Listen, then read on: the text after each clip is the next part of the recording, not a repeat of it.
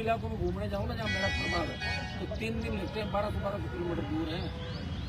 अब उनका क्या वो बात क्योंकि जैसा ही भर्ती के अंदर की तिरकिरी हुई है बीच में छोड़ के चले गए, उसके बाद वो काफी बात करते तो चुपचाप कर नहीं पाए। बुलाए जब आते रैली कर या कैसे बुलाए, धरना तो मेरा ही था, घर धरना पे क्यों आए, मैंने आमंत्रित किया उनका। जब आके गए तो रैली में भी आ जाते हैं। मैं तो नहीं आया उनके धरनों पर कभी, जब बीजेपी का झंडा लगा तो खूब मैं नहीं आता था। मैं मेरी अलग से करता हूँ, किसी के साथ नहीं चलता और किसी के भरोसे भी नहीं हूँ, कोई बाबा के भरोसे लड़ाई नहीं लड़ रहा हूँ, मैं दिमाग से निकाल रहा हूँ। भर्ती रद्द नहीं हुई तो भजनलाल जी चले जाएंगे। आज से करीब 43-44 दिन पहले हमने आंदोलन का आगाज किया, शुरुआत करी और थोड़ा सा मोबाइल लगभग 40 दिनों से धरना एक सब रेगुलर बैठे हम लोग बीच में होते थे 5-6 दिन किया था आंदोलन को।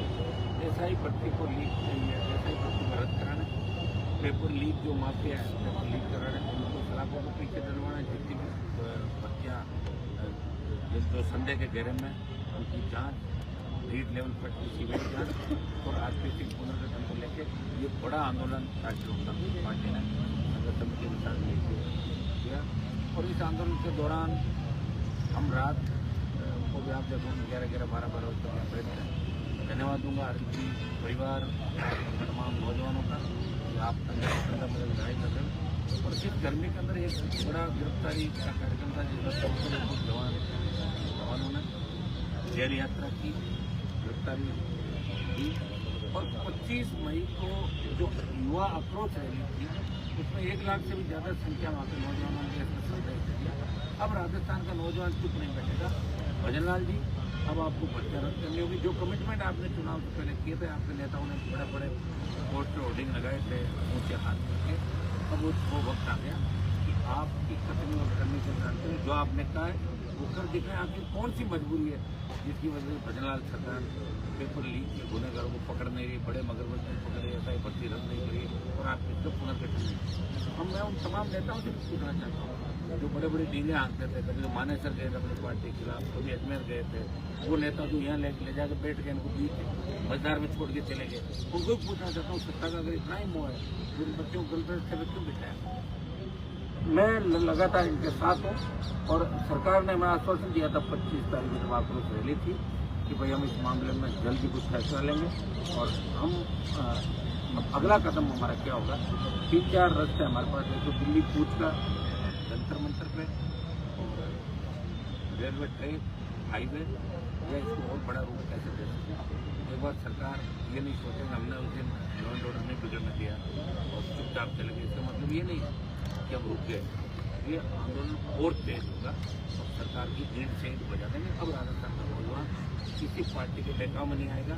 इन्होंने देख लिया कांग्रेस बीजेपी ने किस तरह मिलकर राजस्थान को लूटा बर्बाद किया और उसका बदला राजस्थान जिस तरह पकड़े जा रहे हैं रोज आपको कोर्ट में जिस तरह ऐसा ही ट्रेनिंग बच्चों की जमानत हो गई और एसओजी वकील खड़ा नहीं कर पा।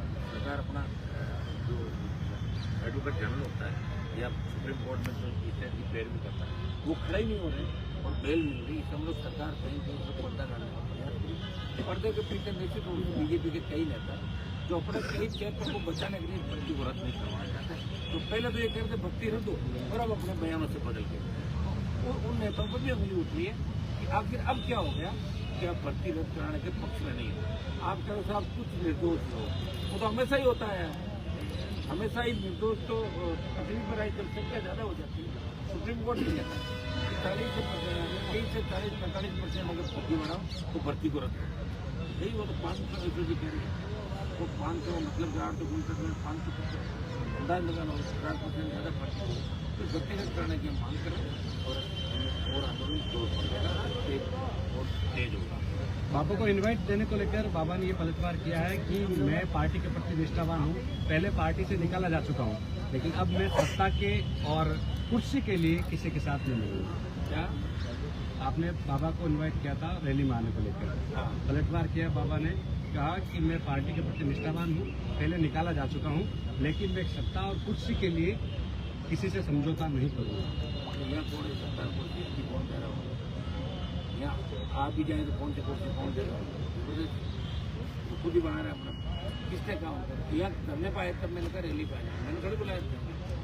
वो मेरी अनुपस्थिति में धरने में आए। मैंने नहीं बुलाया, मेरी अनुपस्थिति में धरने पर आए और मैंने बुलाया जब नहीं आए। तो यही संदेश देना चाहिए छात्र थे कि क्या पता भर्ती न तो हो जाए तो कहीं मैं पीछे नहीं रह जाऊँ क्रेडिट में, हनुमान को अकेले को नहीं मिल जाए। इसलिए मैं कह रहा हूँ मैं आया था धरने पर।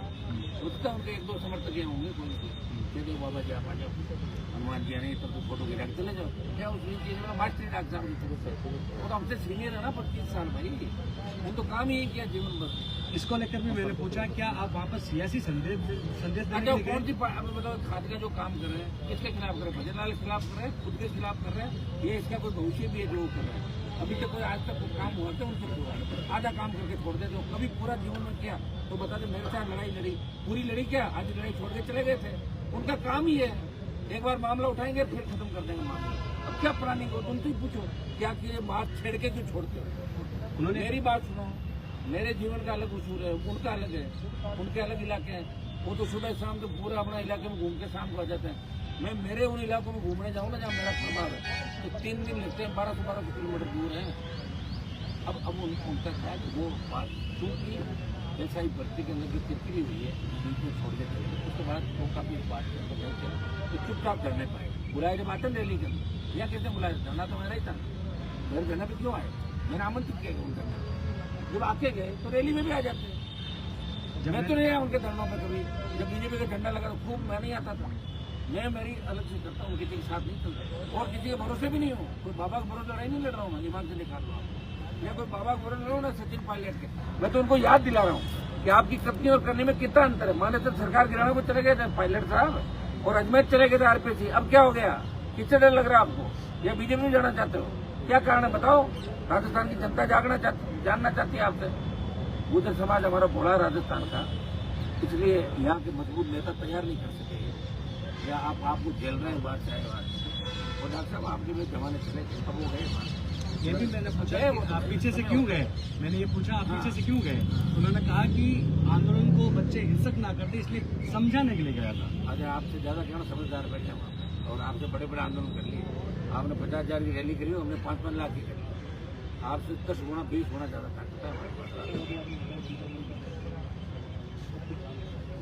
करेंगे जल्दी करते हैं ना, अभी तो वेट कर रहे हो। कैसे नहीं आया दिल्ली तक हलचल मच गई, सारे बिखर गए, इधर भाग रहे हैं सब अपनी दुकान से बैठने। रिजल्ट दिखता है कि कांग्रेस वाले एक ही हवाई जहाज में सवार होकर डरते हुए बाड़मेर चले गए और 2,500 की भीड़ नहीं कर पाए। ये रिजल्ट ही और क्या है? डर दोनों तरफ है ना, कांग्रेस को भी और बीजेपी को भी डर आ रही है। तो रिजल्ट तो आ ही रहा है। अब एक दिन में तो रिजल्ट कैसे आएगा? समय लगेगा। लेकिन हम कौन सी चुप बैठ रहे हैं? ये तो लंबा चलेगा आंदोलन और हमें किसी की आवश्यकता नहीं। वो तो मैं उनको याद एक दिलाता हूँ, उस समय बार बार ये कहते थे कि हनुमान जी यहाँ नहीं आए, धरना तुम्हारा झंडा बीजेपी का, क्यों आएगा हनुमान जी? और जब तुम यहाँ आए तो मैंने रैली में बुलाया, आना चाहिए आपको। जानते हैं राजस्थानी जनता जानते हैं कौन कैसा है, कौन किधर निकले गए जमाने। रायकर के बेटे बेटी को जमानत मिली, उसको लेकर कहा कि सरकार की कमजोर पैरवी के कारण ये मैंने कहा ना इसको कुछ नहीं कहा। 100% किसने कहा? बाबा बाबा आप ही चलाते हो ज्यादा, वो तो सीरियस लेता है।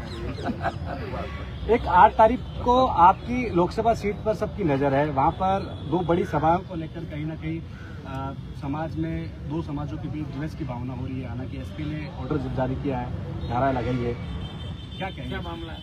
वही आपके बयान को लेकर, जो इतिहास को लेकर आपने जो बयान दिया था उसको लेकर। नहीं उसमें लेके क्या 8 तारीख तेजा सेना रोज तो यहाँ तो बैठा हूँ।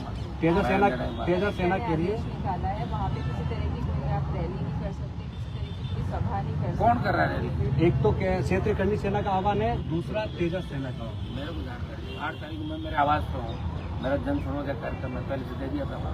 वहाँ जनता से रूबरू की सुनवाई करूँगा 8 तारीख, मेरा आवाज बना दूँ।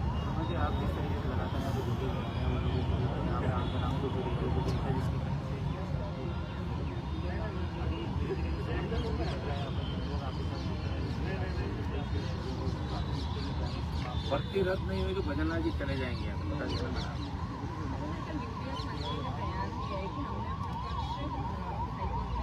अगर ये भर्ती रद्द हुई तो जो बच्चे थे उनके साथ में नाइंसाफी है। विदेश मंत्री ने कारण किया, उसका क्या लग रहा है? वो कौन सी कमेटी में ऐसी देखिए आप ले लिया, वो हम उनको जाने समिति में है ही नहीं, वो कहाँ से रख दिया। वो बयान देने के लिए ऑथेंटिक ही नहीं, कैसे दे सकता बयान? हर कोई बयान नहीं दे सकता। सरकार क्या करेगी क्या नहीं करेगी, वो सरकार की तरफ से तो जोगाराम बयान देता है। न्याय और कानून, किसी पोती नकल करते पकड़ी गई, जब नकल का ठेका जोगाराम का, तो बीच में कहाँ से आ गया? पूरा काम इसको दे रखा जोगाराम, वही बोल सकता है। और इनके बोलने से क्या हो जाएगा साहब? अब नहीं चलेगा मामला। तो दिल्ली जिस दिन कूच हो गया, भजनलाल जी के पता ही नहीं चला कहाँ गए भजनलाल। कूच छोटे घरों में 1 लाख की तादाद में होगा कूच दिल्ली की, हिल जाएगा सारा दिल्ली का सिस्टम। पहले भी हमने हिला दिया था दिल्ली में, फिर हिला देंगे। इसमें तो जीत करा के मानेंगे। हमें किसी की आवश्यकता नहीं, किसी नेता की। और हमारी नजर में राजस्थान में कोई नेता ही नहीं, ज्यादातर दलाल बचे हैं। नेता भाग्य छोड़ के मैदान। हनुमान बेनीवाल जिंदाबाद।